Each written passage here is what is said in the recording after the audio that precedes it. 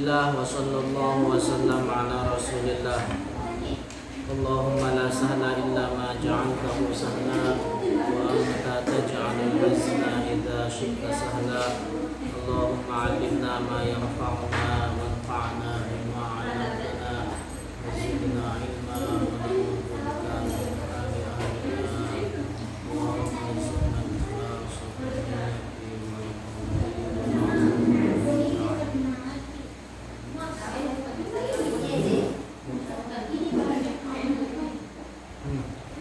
Bismillah, qala al-mu'allifu rahimahullah.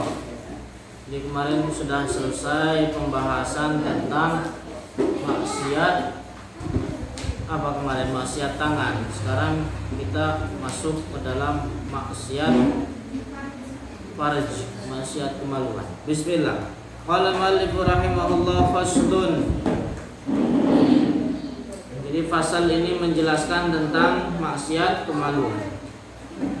Wa min ma'asil farji, dan di antara maksiat kemaluan az-zina adalah berbuat zina.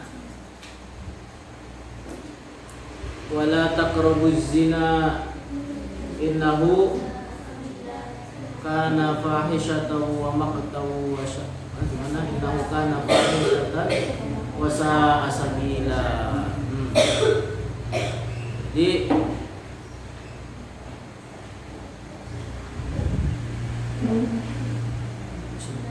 zina itu ya bertingkat, ada tingkatan-tingkatannya. Zina yang paling parah adalah berzina dengan mahram. Berzina dengan mahram. Seperti ibu, seperti kakak perempuan, seperti bibi dan lain-lain. Kemudian setelah itu, dan juga yang paling parah adalah berzina dengan tetangga. Nomor 2 tetangga. Ya, bisa dikatakan itu termasuk di antara yang parah. Yang paling parah tingkatannya berzina dengan istri tetangga. Mentang-mentang rumput tetangga terlihat lebih hijau. Apa definisi zina? Adalah memasukkan kepala zakar atau hasyafah bahasanya.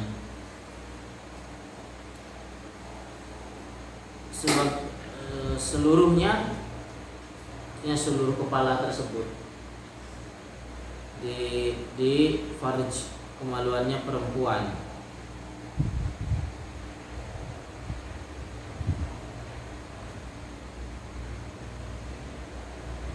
Di dalam zina memasukkan kepalanya aja seolah-olah sudah masukin seluruhnya.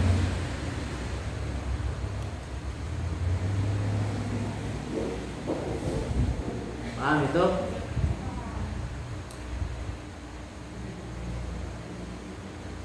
Tahu? Batasannya tahu. Jadi itu baru dikatakan zina. Kalau tidur bareng doang misalkan, belum dikatakan zina.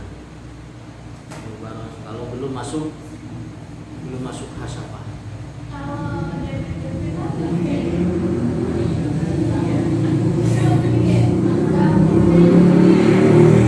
Terus artinya belum masuk zina yang diwajibkan had bagi pelakunya.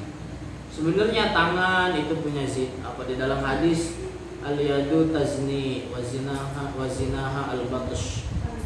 Tangan itu berzina. Artinya tangan-tangan itu ada hal-hal yang diharamkan. Begitu juga kaki, ada batasan hal-hal yang diharamkan bagi kaki, diharamkan bagi tangan. Itu maksud dari hadis tersebut. Artinya yang dimaksud dengan definisi tadi adalah perbuatan zina yang wajib bagi pelakunya untuk terkena had. Pindahin gitu. Siapa yang suruh pindahin? Tuh. Hah? Bising sempit. Angkat push. Ul, bantuin Ul.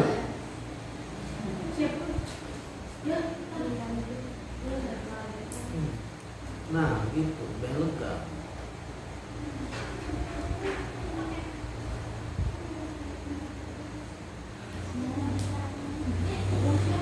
Wa yuhaddu al-hurru. Kemudian ada hadnya. Wal liwat. Selanjutnya adalah wal liwat. Liwat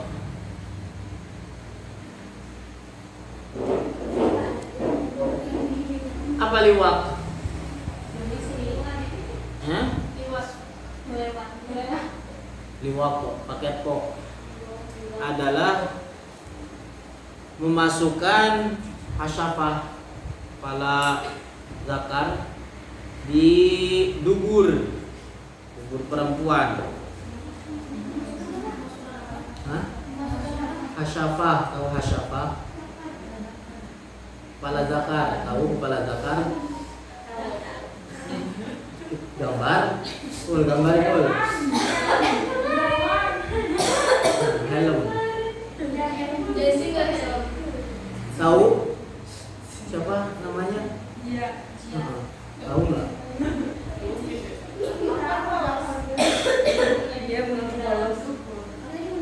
Nah, sekarang liwat memasukkan kepala zakar di dubur. Tahu dubur siapa?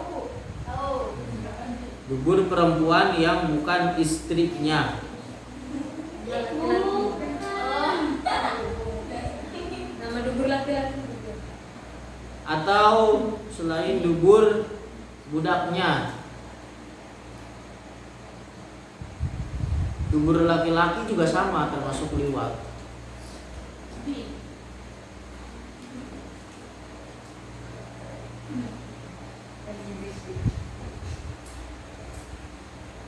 Kalau memasukkannya di dubur istrinya haram, sama haram, tapi tidak ada hadnya, tidak ada hadnya, tidak ada hukuman had. Nanti yang akan kita jelaskan apa hukuman bagi pelaku zina, apa hukuman bagi pelaku liwat. Paham?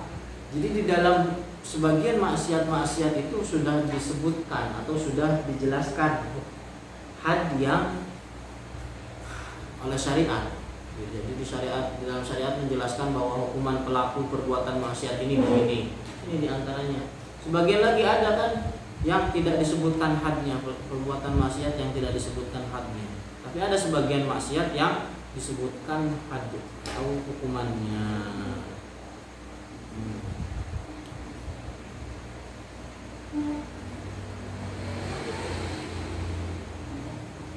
Terus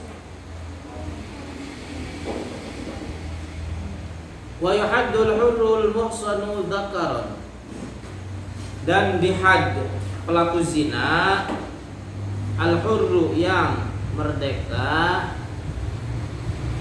dan juga mukallaf, al-muhsanu dan juga muhsan. Yang muhsan, apa muhsan itu? Yang sudah melakukan hubungan badan dalam nikah yang sahih. Artinya apa? Dia pernah nikah kemudian hubungan badan dengan istrinya, tapi main jajan di luar dengan perempuan lain. Itu namanya paham?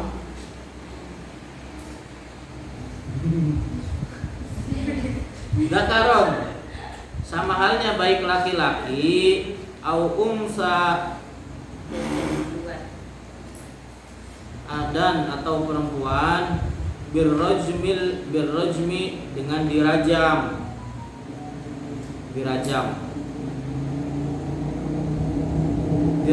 dilemparin batu, bil hijarah dengan dilempari batu, al mu'tadilah batunya yang sedang, hatta yamut sampai mati. Lemparin batu yang sedang sampai mati. Jadi batunya yang sedang, jangan terlalu gede. Jangan terlalu gede. Kalau gede itu apa ya? Mempercepat kematiannya sehingga tidak terasa hukumannya. Tapi yang kecil-kecil juga sama, memperlambat. Jadi dilemparinya yang sedang. Wa ghairuhu, dan ghairu muhsan. Jadi pelaku zina itu dibagi menjadi dua, ada yang zina muhsan, ada yang zina ghairu muhsan.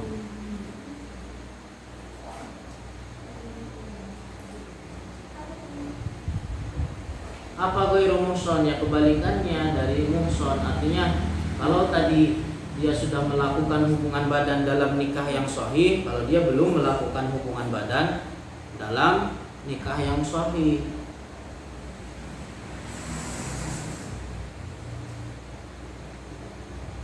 Masih punyes-punyes.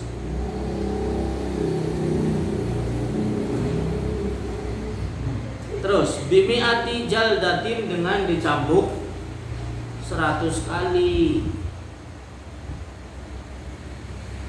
Wa taghribi sanatin, dan diasingkan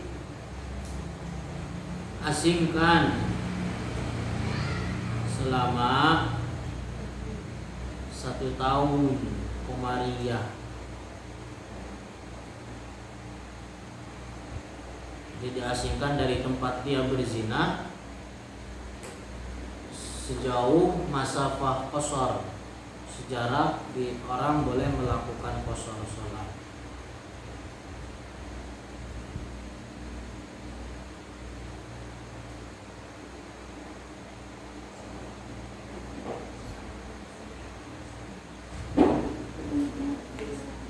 Baik laki-laki ataupun sama, baik laki-laki dan perempuan. Lil hurri, yang merdeka. Wa yunassafu dzalika lirraqiq, dan hukuman tersebut menjadi setengah lirraqiq, bagi budak. Jadi setengahnya gimana? Dicambuk 50 kali dan diasingkan setengah tahun. Itu kalau hukuman zina. Kalau hukuman liwat itu dirinci.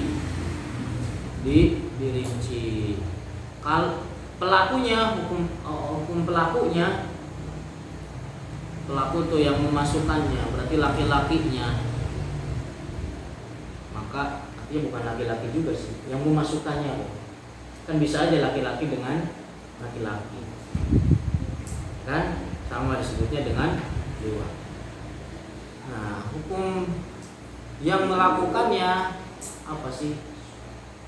Subjek ya, subjek kalau bahasa Indonesia.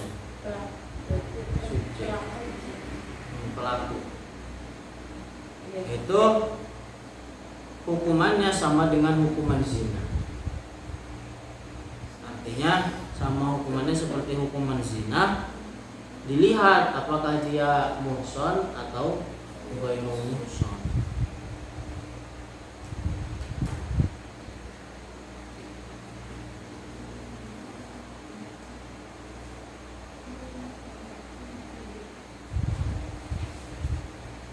Kalau budak udah dilempar batu.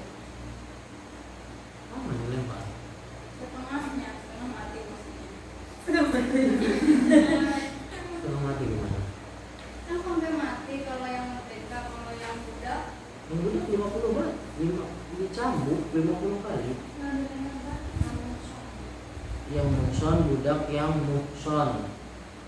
Budak yang muhsan. Dirajam kalau musuhnya. Hah?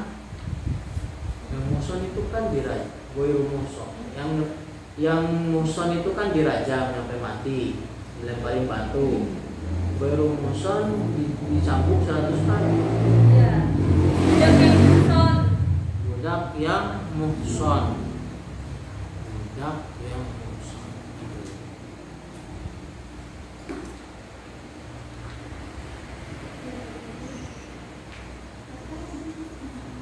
Kan kalau budak ghairu muhsan jadi 50 jam bukannya. Kalau budaknya muhsan apa setengah mati?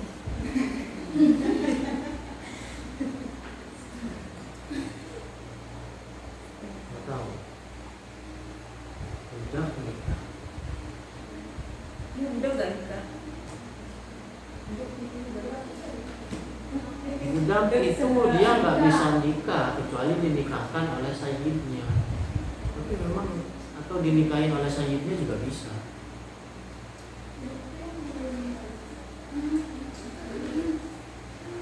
Dan ada ketentuannya kan? Nggak tahu. Anyway, bisa saja terjadi tapi nggak tahu gimana jawabannya. Terus. Wa minha ityanul bahaim. Kemudian diantara maksiat kemaluan selanjutnya adalah ityanul bahaim, memperkosa binatang.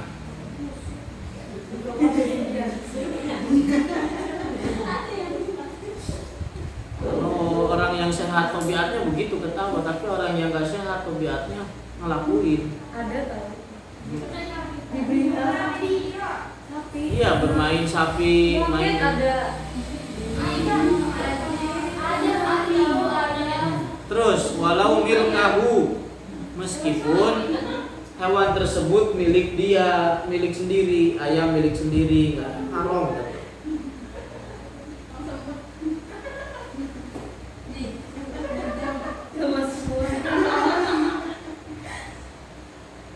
Sama itu masuk ke dalam hal walladzina hum li furujihim hafizun illa ala azwajihim aw ma malakat aymanuhum wa innahum ghairu malumin. Terus walistimna onani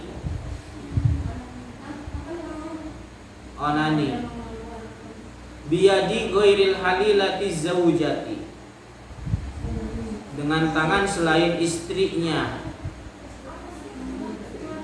Mengeluarkan mani dengan tangan sendiri. Iya, tangan. Jadi di antara maksiat kemaluan adalah istimna onani. Nggak tahu onani, belajar IPA enggak? Enggak. Nah itu artinya apa?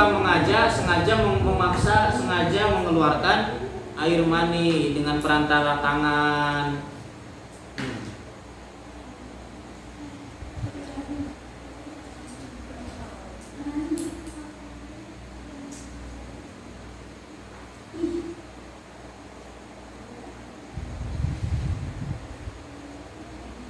Tapi ada yang nas yang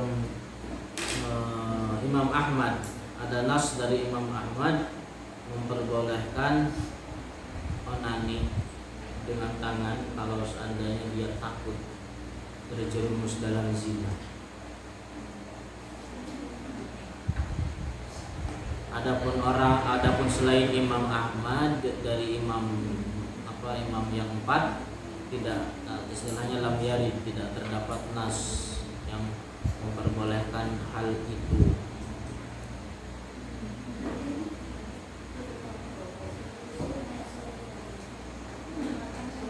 Bahkan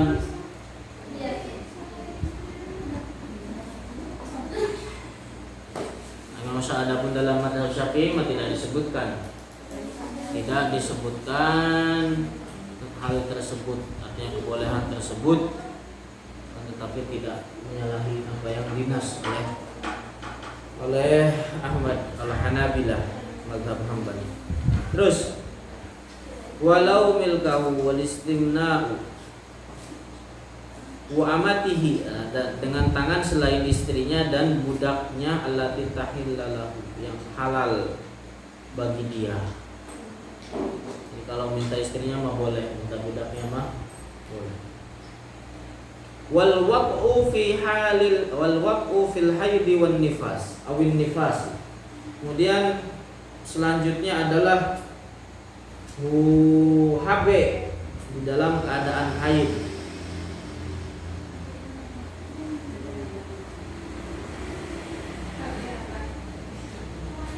Hubungan badan dalam posisi keadaan istrinya haid. Jadi haram. Jadi kalau suaminya minta ketika haid, stop mas, lampu merah gitu.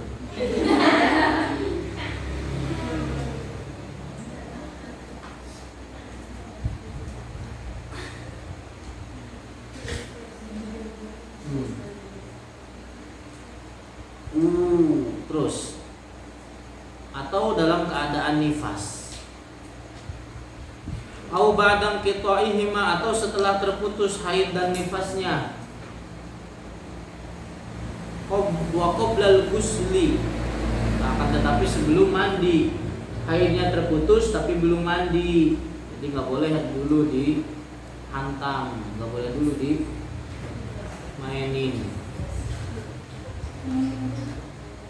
Nggak boleh melakukan hubungan badan dulu kalau istrinya udah putus haid tapi belum mandi. Suruh dulu mandi, udah mandi mainin terus mandi lagi.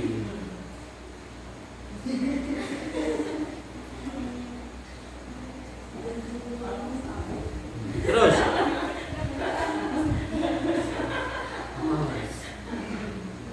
santai Pak, pengen buru-buru, jangan buru-buru menikah nanti menyesal.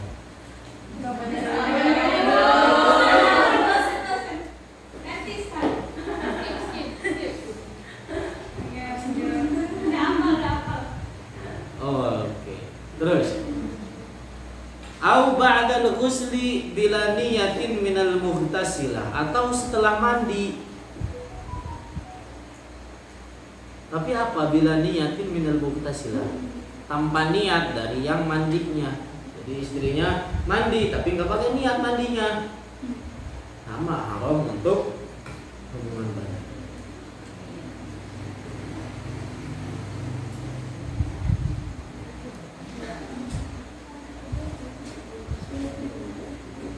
Au ma'afak bi syaratin min syurutihi, atau dengan hilang syarat dari syarat-syarat sahnya mandi. Misalkan lagi haid pakai kutek, mau mandi, haidnya selesai mandi, belum dilepas, belum hilang, maka nggak sah mandi. Tahu kutek? Jadi tidak sah mandinya karena menghalangi sampainya air.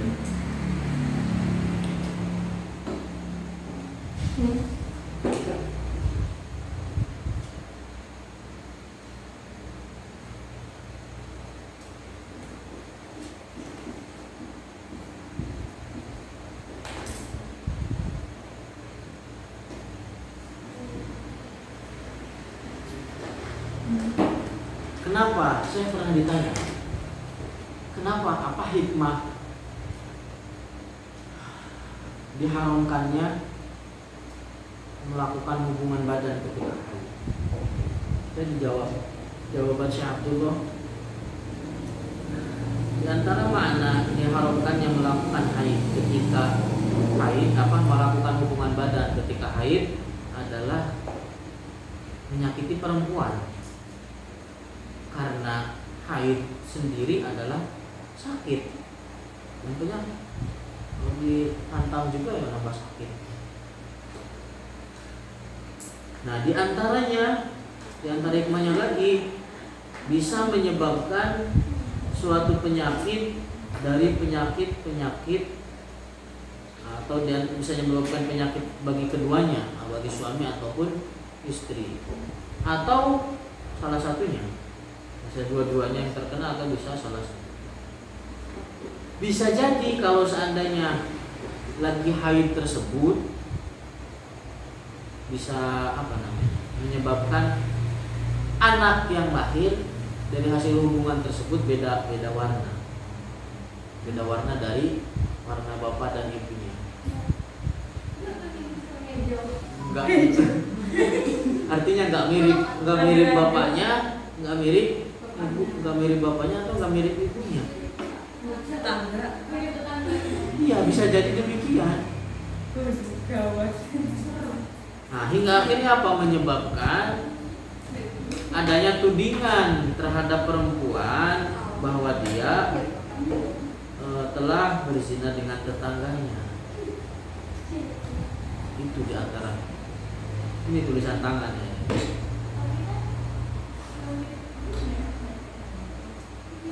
Kalau di kesehatan memang kayak gitu, darahnya nanti tambah masuk. Ya, itu paling menyebabkan kesehatan. Cuman di dalam kesehatan juga ada beberapa yang istilahnya terkadang bertentangan dengan apa yang dijelaskan dalam syarah. Kenapa anak itu lebih mirip dengan bapaknya? Ada kan yang lebih mirip bapaknya atau lebih mirip ibunya? Kalau yang keluarnya laki-laki duluan, mirip bapaknya. Mirip ibunya. Kalau yang keluarnya perempuan duluan, mau keluar apanya? Keluar apanya? Oh, jadi keluar anaknya. Keluar maniknya laki-laki duluan, anak yang lahir nanti mirip.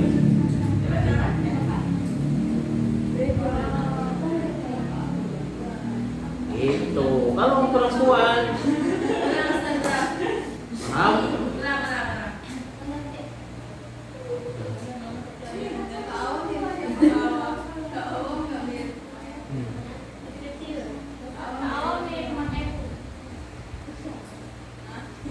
terus Ada yang mirip tetangganya kayak gitu.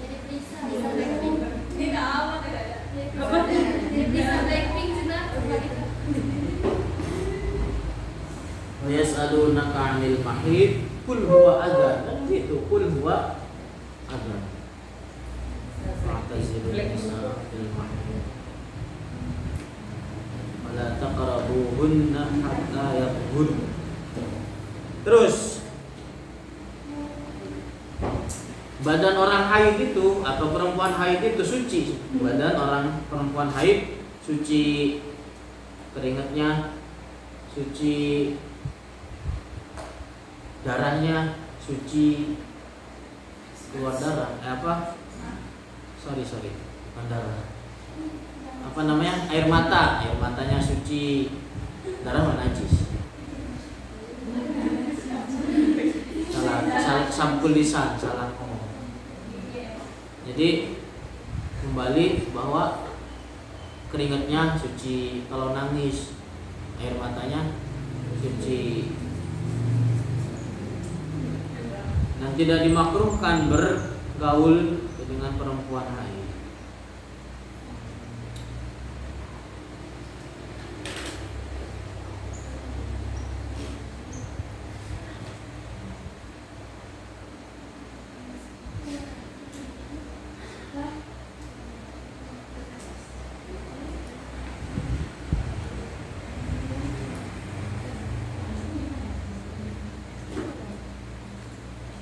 Terus wa takassyufu inda man yahrumu nadharu, dan membuka apa di situ takasyuf? Membuka apa? Membuka aurat. Inda man yahrumu, di hadapan orang yang haram nadharuhu, melihat aurat. Artinya melihatnya man, orang tersebut, ilaihi, baginya. Au fil khalwati, atau ketika sendirian, membuka ketika sendirian, li ghairi gharadin,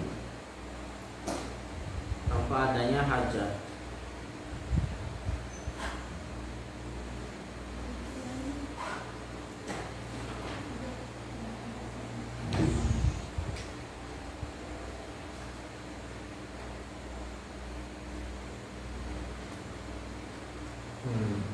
Jadi haram membuka aurat di hadapan orang yang haram untuk melihatnya.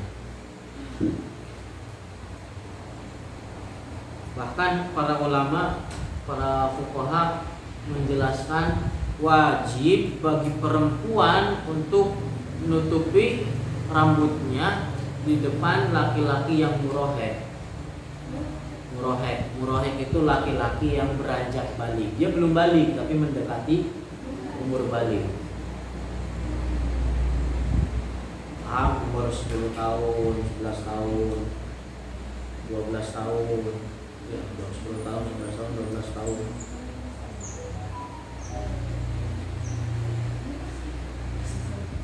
Adapun anak kecil, masih anak kecil 5 tahun, 3 tahun, maka tidak wajib perempuan menutup kepalanya di hadapan anak kecil yang 3 tahun tadi, 4 tahun.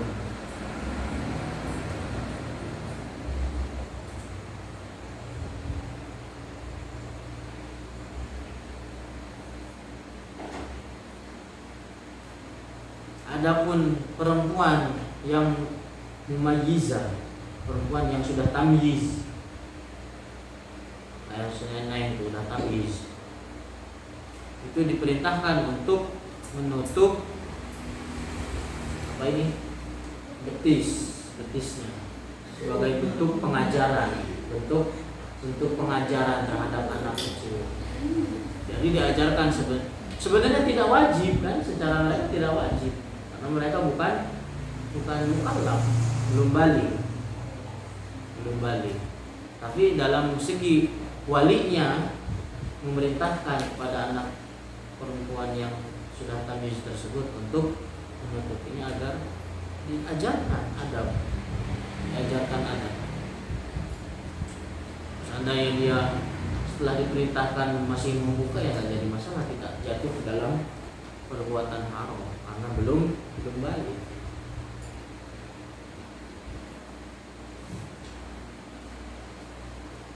Perintah. Kalau sudah murahed tadi mendekati balik, wajib bagi wali untuk memerintahkan.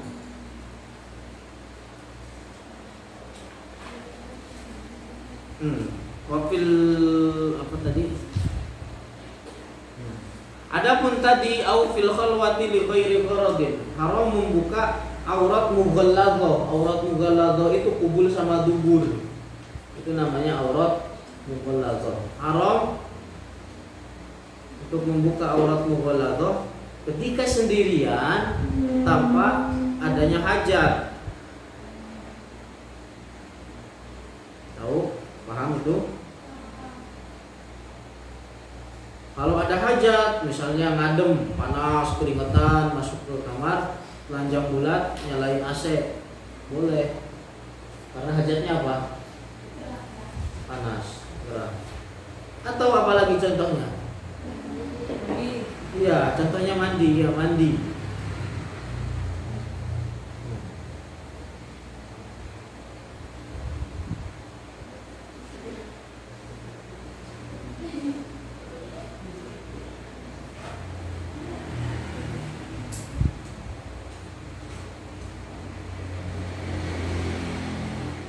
Terus wastiqbalul qiblah, menghadap ke arah kiblat.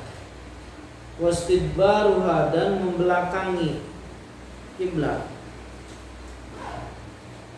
Bibaulin, ketika kencing, au ghaitin, ketika ketika buang air besar. Min ghairi hailin, tanpa adanya hail.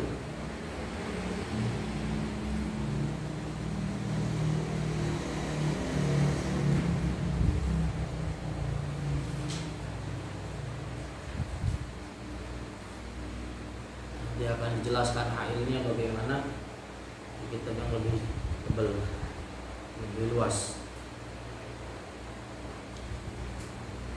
Adapun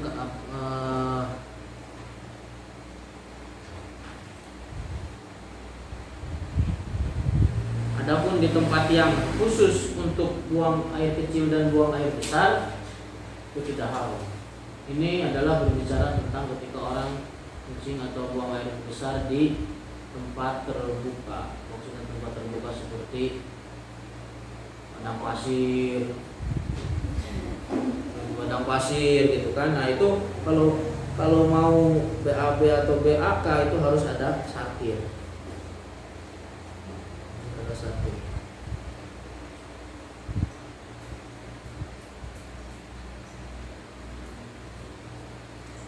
Adalah nanti kita jelaskan di Fathul Qari yang lebih tebal.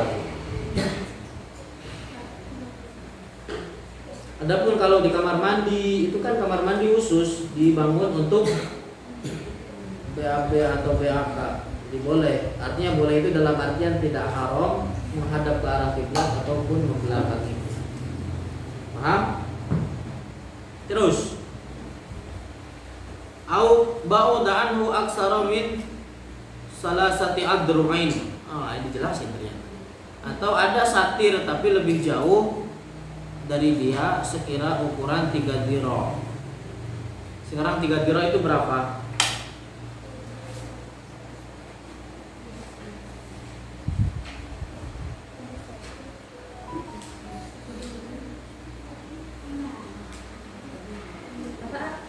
Hah?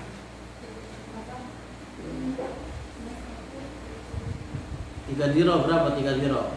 46 kali 3 138. Hah? 46 138 cm. Itu jauhnya. Jadi harus ada penghalang antara dia dengan satir, jangan melebihi 138 cm. Tingginya, tinggi satirnya berapa? 2/3 diro. 2/3 diro berapa? 30. Hah? Ya, kurang lebih 30.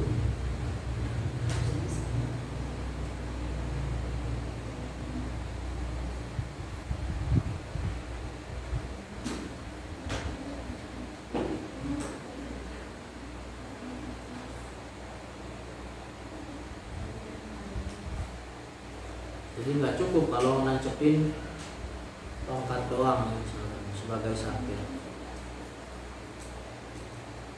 Kembali lagi bahwa kalau kecuali kalau di tempat yang sudah disiapkan untuk itu.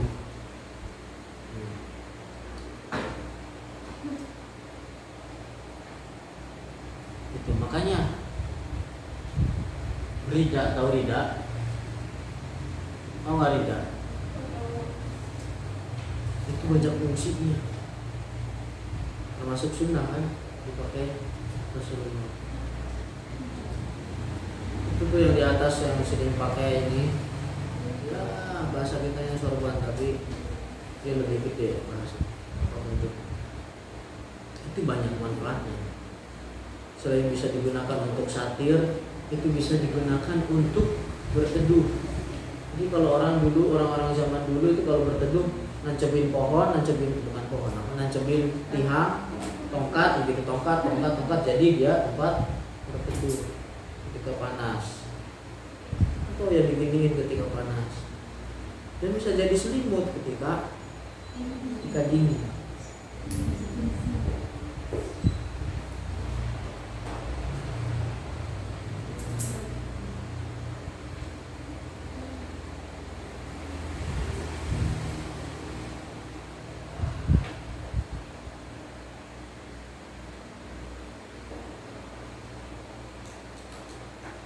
Jadi sarung ini faedahnya banyak, sarung teh. Nah kan bisa jadi selimut gitu kan. Tempat baju. Beda kalau sama celana nggak bisa dipakai apa-apa. Jaket gitu. Ada jenis jaket, jas gitu kan, belagu, orang pakai jas. Mentang-mentang pakai sarung, tahu sarungnya lebih mahal daripada jas dia.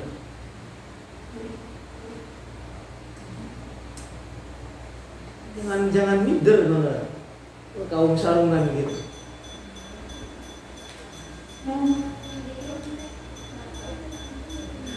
Mentang-mentang dulu pernah ada begitu pertemuan ceritanya. Dia datang hadir pakai sarung, yang hadir semuanya pakai jas. Sama satpamnya nggak boleh masuk. Pokoknya yang ngisi acaranya pakai sarung. Kayaknya aja pakai sarung nih. Kayaknya masih nggak boleh masuk. Pasti pas sudah keluar dia ceritanya. Dia masuk nggak boleh. Dimarahin gitu. Sarung gua sama jas lu yang pakai katanya. Mahalan juga sarung gua.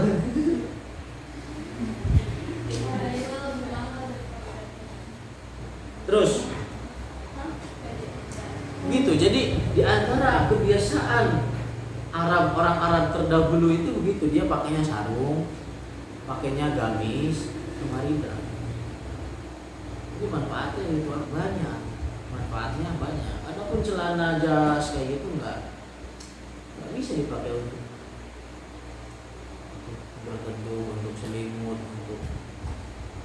apa. Terus orang-orang dulu kan begitu, bawa tongkat kemana-mana. Itu tongkat tuh bukan sembarang tongkat, begitu banyak faedahnya. Bisa jadi tempat sandar, tempat neduh, jadi sebagai pegangan buat neduh. Bisa sebagai buat musir ular, binatang-binatang menyakitkan. Mengingatkan dia kepada kematian. Itu intinya, bahwa dia akan mati. Ya memang kematian nggak ada yang tahu. Bisa jadi kalian di luar, saya belakangan, atau saya belakangan kalian di luar. Amin.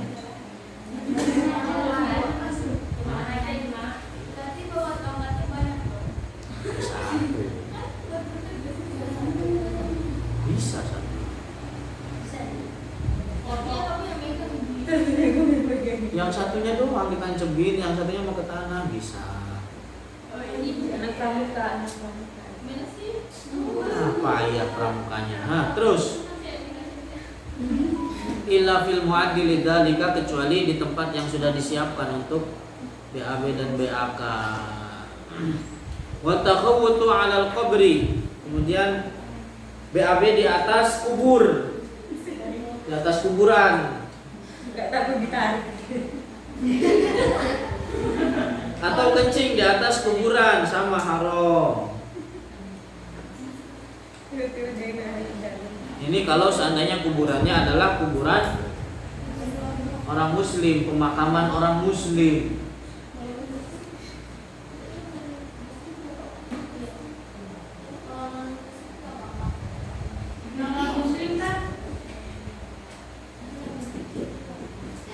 Nah, itu yang dijelaskan di dalam hadis. Jadi hadis itu menjelaskan la an yajlisa ahadukum ala jamratin fatah riqqa siyabahu wa takhlusa ila jildihi khairun lahu min an yajlisa ala qabr atau ala qabrin. Terkadang orang tua dulu melarang orang, atau bukan orang tua dulu, maksudnya ada ketika orang melarang istilahnya jangan duduk di atas kuburan. Pegangannya hadis ini, tapi salah di dalam memahami. Yang diharamkan adalah duduk di atas kuburan. Yang maksud dengan bahasanya duduk di dalam hadis jalasa adalah duduk untuk BAB dan atau BAK. Itu paham? Adapun duduk di atas kuburan bukan tujuan BAB dan BAK, itu enggak haram. Paham? Itu.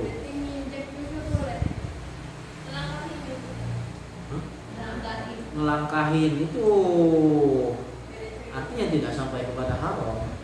Betul.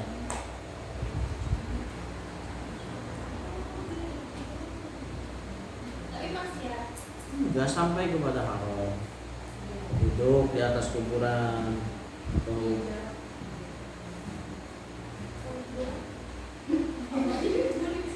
itu.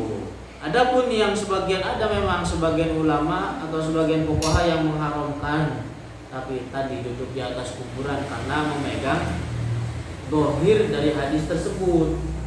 Paham? Sebagian fuqaha ada yang ada yang mengharamkan duduk di atas kubur. Jadi khilaf, paham nggak? Duduk di atas kuburan atau melangkahi, khilaf.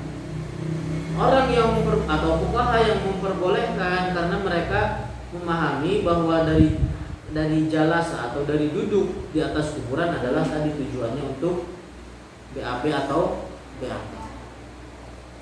Orang yang mengharamkan duduk di atas kubur, mereka mengambil dohir dari hadis tersebut, karena di dalam redaksi hadis tersebut jalasa ya udah mana nih? Paham?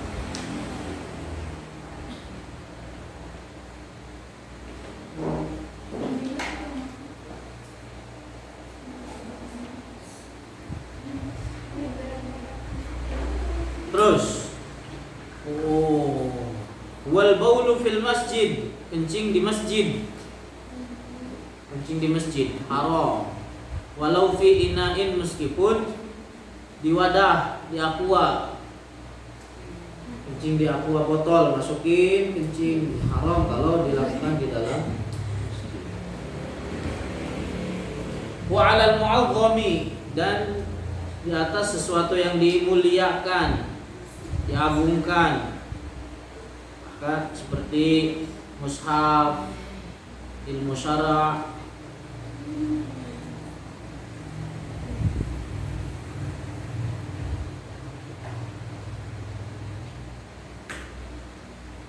bahkan bisa saja jatuh dalam riddah.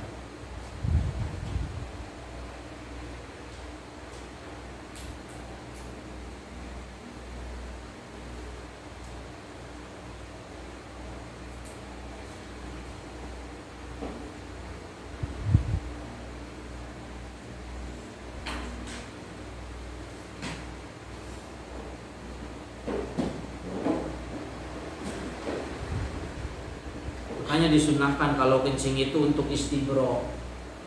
Tahu istibro? Apa? Kayak gimana? Hah? Banyak adab-adab yang dijelaskan itu, subhanallah. Kalau buang air kencing disunahkan untuk istibro. Istibro itu mengeluarkan sisa-sisa air kencing yang di dalam perjalanan. Kalau laki-laki diurut, ditarik. Kalau berdehem, didehem.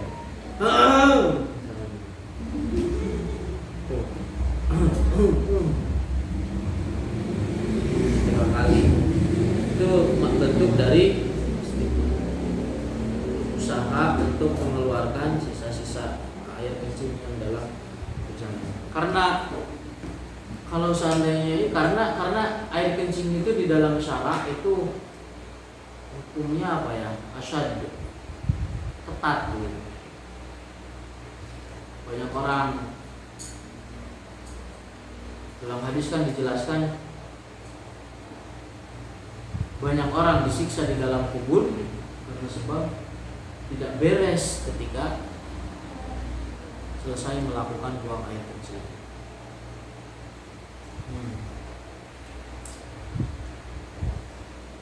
Terus wa tarkul khitani lil baligh, tidak mau disunat bagi laki-laki yang sudah baligh.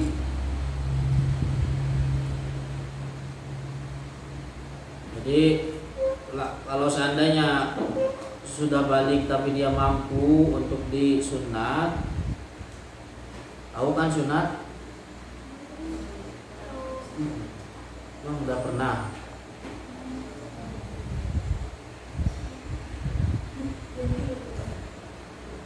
Laki-laki dan perempuan itu disunat.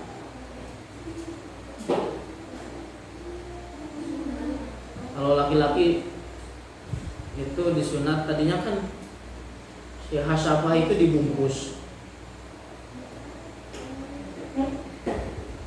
Nah, dipotong yang membungkusnya itu sehingga akhirnya hasafahnya kelihatan.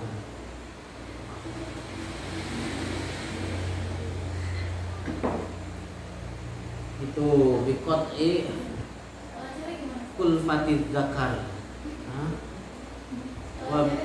Kalau cewek wa biqat'i syai'in minal qit'atil murtafi'ah, dengan memotong sesuatu dari bagian yang tinggi atau menonjol, seperti kaurfidiki, seperti jengger ayam dari perempuan. Nggak tahu saya bisa bagian yang mana. Jadi kalau udah mampu untuk disunat, segera sunat. Tapi kalau orang misalkan umur 30 tahun kan, masuk Islam, tadinya non muslim masuk Islam, jangan langsung ditakut-takutin. Di Islam ada khitan, suruh sunat, masuk sunat. Atau udah masuk Islam, sunat dulu. Jangan dulu di apa namanya, langsung ke situ. Perlahan itu nanti juga dia ngikutin.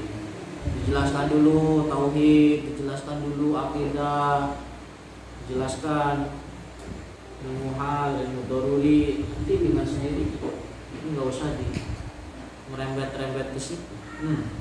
Wa yajuzu inda malikin. Kenapa sih khitan itu hikmahnya apa? Hikmahnya orang di khitan itu hikmahnya apa? Bisa mempermudah ketika cebok. Jadi ketika istinja itu mempermudah, membersihkan.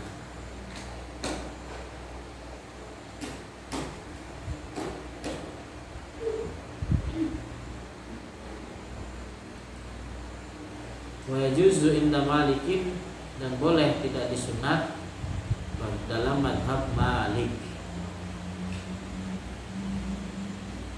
Imam Malik tidak mewajibkan baik bagi laki-laki dan juga perempuan. Wallahu a'lam bishawab. Itu paham?